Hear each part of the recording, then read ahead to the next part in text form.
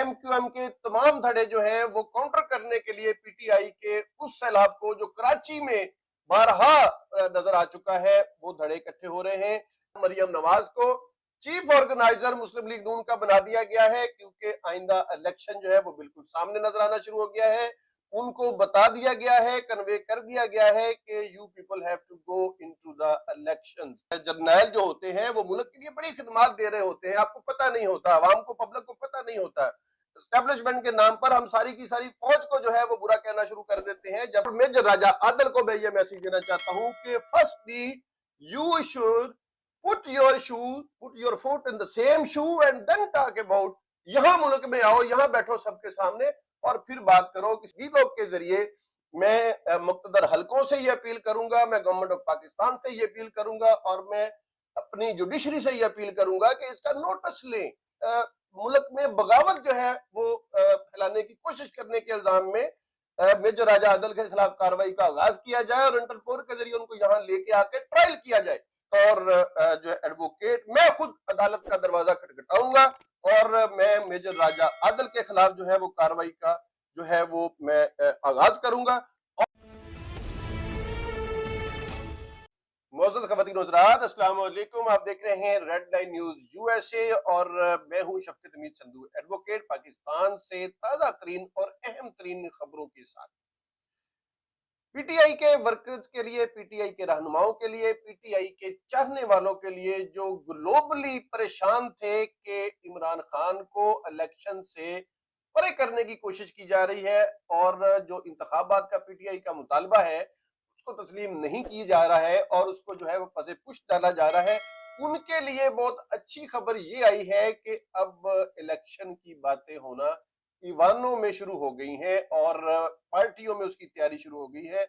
हमारे जराये ने कंफर्म किया है कि टेक्नोक्रेट्स की गवर्नमेंट का जो शोशा छोड़ा गया था वो एक फीलर था और उस फीलर के जवाब में जो अवाम की राय और जो तज्जियात उसके ऊपर हुए हैं और उसके ऊपर जो मार्केट से फीडबैक आया है, उसके जो उस फीलर छोड़ने वाले लोग थे उन्होंने तस्लीम कर लिया है कि ये हमारा इस वक्त तजर्बा जो है वो नाकामी से यकीनन हमकिनार होगा। लिहाजा उसका जो है मुतबादल जो एक इलेक्शन है, जो एक आम इंतखाब है, जो कि एक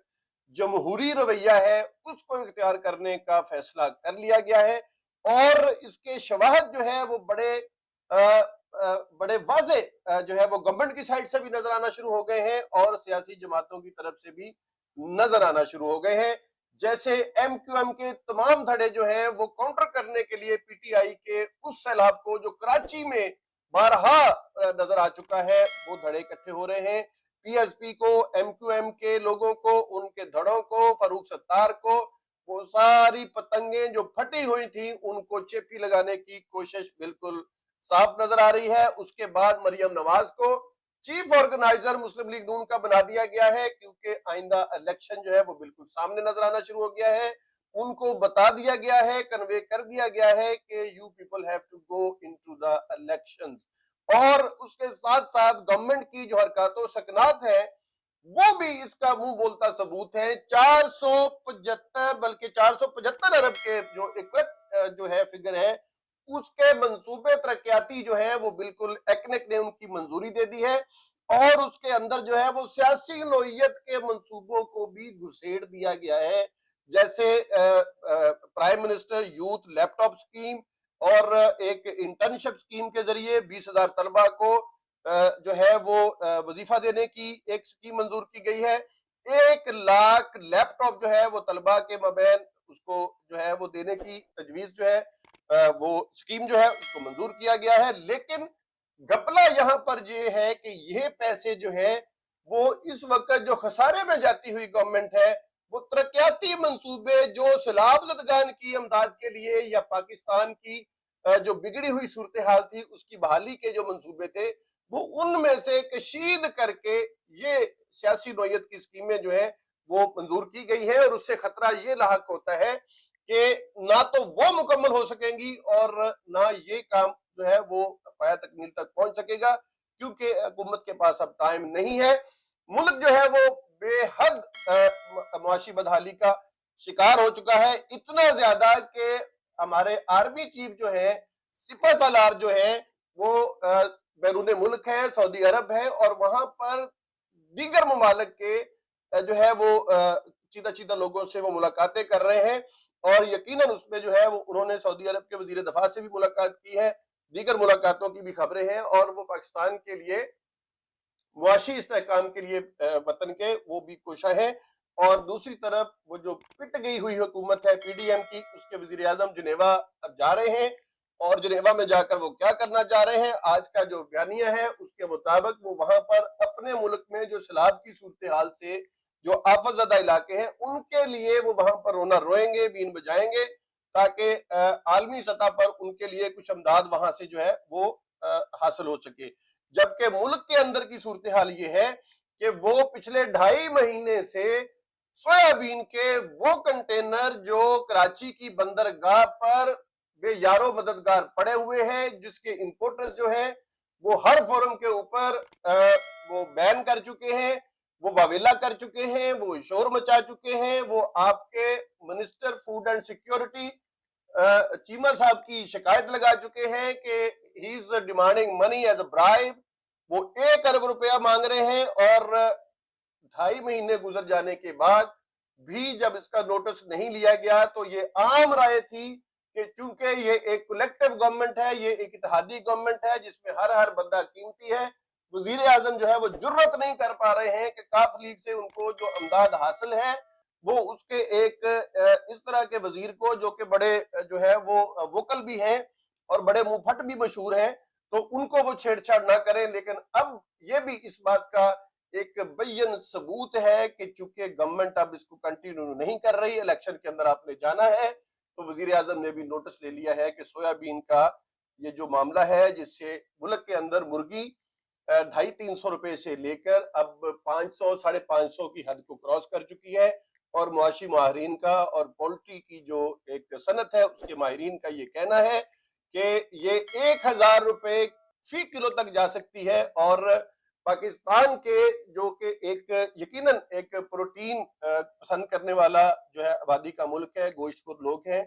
ये एक सस्ती प्रोटीन इनको मुहैया थी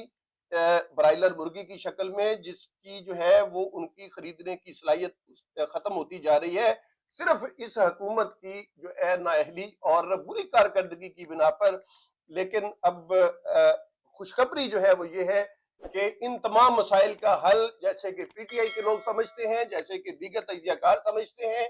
कि एक जनरल इंतखाब है, इलेक्शन है, जिसके बाद एक जमहूरी हुकूमत आए, और वो हुकूमत जो है वो इन तमाम तर मामलात को अगले 5 साल तक के लिए उसकी मनसूबाबंदी करे, उसके ऊपर अमल करे, और जो आलमी कुव्वतें और जो अंदरूनी और बैरूनी सरमायाकार हैं वो उनका भी एक कॉन्फिडेंस डेवलप हो कि इस मुल्क के साथ, इस मुल्क की मईशत के साथ हम कुछ मुआहदा कर सकते हैं, कुछ कारोबार कर सकते हैं, और फिर ऐसे ही इस मुल्क का कारोबार जो है वो दोबारा कंटिन्यूटी पकड़ सकता है।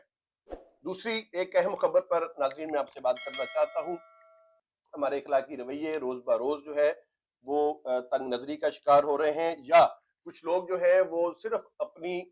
जो है एक सस्ती शोहरत के लिए और अपनी जो है आम पब्लिक तक अपनी अप्रोच बनाने के लिए कुछ ऐसी बातें कर जाते हैं जो बतौर कौम और एज अ नेशन हमारे लिए सुनकी और हमारे लिए जो है वो शर्मिंदगी का बायस बनती है। एक साबक फौजी हैं जो पता नहीं किस मुल्क में जाके बैठे हुए हैं, वो अपने टीवी को, अपनी रिकॉर्डिंग को, अपने जो है वो लाइव चैनल्स को ऑन करते हैं, और जो उनके मुंह में आता है वो जो है धड़ाधड़ बोलना शुरू कर देते हैं। मेजर राजा आदल उनका नाम है। पिछले दिनों में उन्होंने एक लाइव वीलॉग किया, और उसके अंदर पता नहीं वो पी कर बैठे थे या कुछ खा कर बैठे थे, या वो सस्ती शोहरत के लिए को प्लान करके बैठे थे। उन्होंने मुल्क के अजीम तरीन लोग जो होते जर्नैल जो होते हैं वो मुल्क के लिए बड़ी खिदमत दे रहे होते हैं, आपको पता नहीं होता, आवाम को, पब्लिक को पता नहीं होता। एस्टेब्लिशमेंट के नाम पर हम सारी की सारी फौज को जो है वो बुरा कहना शुरू कर देते हैं, जबकि वो लोग किन किन मुसाइब और मुश्किलात से कौम को जो है वो बचा रहे होते हैं। उसके सामने, उन मुश्किलात के सामने, मुसाइब के सामने सीना सफर होते हैं। वो अपनी छातियां और अपनी रातें और अपनी नींदें जो है वो कुर्बान करते हैं कौम की उसके लिए हिफाजत के लिए और उनकी जो है वो मनसूबाबंदी करते हैं, उस पर वक्त सर्व करते हैं और अपना फर्ज अदा करते हैं, जबकि किसी कैमरे के सामने यूं मेरी तरह बैठ के मुंह खोल के कुछ भी कह देना ये बड़ा आसान होता है। लेकिन मेजर राजा आदल ने जो एक बहुत बुरी बात की है वो ये है कि टॉप की जो हमारी फनकाराएं थी उनके नाम उसने तहत लफज में ABCDG करके कुछ किए, जो कि उसके बाद उसको पता था कि अब सोशल मीडिया का दौर है, हर शख्स जो है वो अपनी पाम टॉप के ऊपर जो है वो मीडिया को लेकर बैठा हुआ है और वो यकीनन ये KH और MH और BH जो है इसको जोड़ेगा और फला फला नाम सामने आ जाएंगे और ये फिर सारे का सारा गंद जो है वो सारा जनरल फैज के ऊपर डाला जाएगा और वो जनरल बाजवा के ऊपर डाला जाएगा। हम इसकी बिल्कुल जो है वो पूरी कौम इसकी जो है वो मजम्मत कर रही है और तमाम हल्के इसकी मजम्मत कर रहे हैं, गवर्नमेंट ऑफ पाकिस्तान इसकी मजम्मत कर रही है, PTI इसकी मजम्मत कर रही है और सबको इसकी मजम्मत करनी भी चाहिए। और मेजर राजा आदल को मैं ये मैसेज देना चाहता हूं कि firstly you should put your foot in the same shoe and then talk about, यहां मुल्क में आओ, यहां बैठो सबके सामने और फिर बात करो। किसी और मुल्क में किसी और जो है वो बादशाह के साथ जो है वो तुमने अहद वफा किया हुआ है, किसी और मुल्क की शहरियत लेकर बैठे हो और यहाँ पर तुम जो है वो अनारकी फैलाने की कोशिश कर रहे हो, यहाँ पर तुम बगावत को जो है वो फरोग देने की कोशिश कर रहे हो, जहां यहाँ तुम लोगों के किरदार पर कीचड़ उछाल रहे हो, जबकि तुम्हारे पास कोई सबूत नहीं है, तुम्हारे पास कोई दलील नहीं है। किसी कैमरे के सामने बैठ के चंद मिनट के लिए कुछ ओल फोल बक देना ये बड़ा आसान है। और मैं इस वक्त जो है अपने इस वीलॉग के जरिए मैं मुक्तदर हलकों से ये अपील करूंगा, मैं गवर्नमेंट ऑफ पाकिस्तान से ये अपील करूंगा और मैं अपनी जुडिशरी से ये अपील करूंगा कि इसका नोटिस लें और उसके खिलाफ कार्रवाई करें और उसके खिलाफ जो है वो बिल्कुल मुल्क में बगावत जो है वो फैलाने की कोशिश करने के इल्जाम में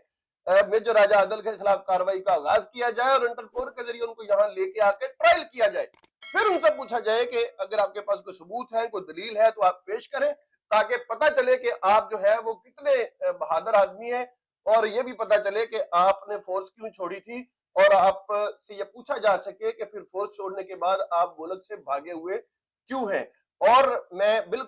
ये बतौर एडवोकेट मैं ये कहता हूं कि अगर कोई भी मेजर राजा आदल के खिलाफ जो है वो कार्रवाई के लिए अदालत नहीं गया, गवर्नमेंट ने उसके खिलाफ कोई एक्शन नहीं लिया, तो इस सिलसिले को किसी ना किसी ने तो तोड़ना होगा। फिर मैं बतौर जो एडवोकेट मैं खुद अदालत का दरवाजा खटखटाऊंगा और मैं मेजर राजा आदल के खिलाफ जो है वो कार्रवाई का जो है वो मैं आगाज करूंगा और फिर मैं कौम को दावत दूंगा कि मेरा साथ। ख़वातीन हज़रात, रेड लाइन न्यूज USA से आज के लिए इतना ही। अपना ख्याल रखिएगा, अपने इर्द गिर्द के लोगों का ख्याल रखिएगा और अपनी आज़ादी के तहफ़्फ़ुज़ का भी ख्याल रखिएगा। पाकिस्तान जिंदाबाद, पाकिस्तान फाइटर।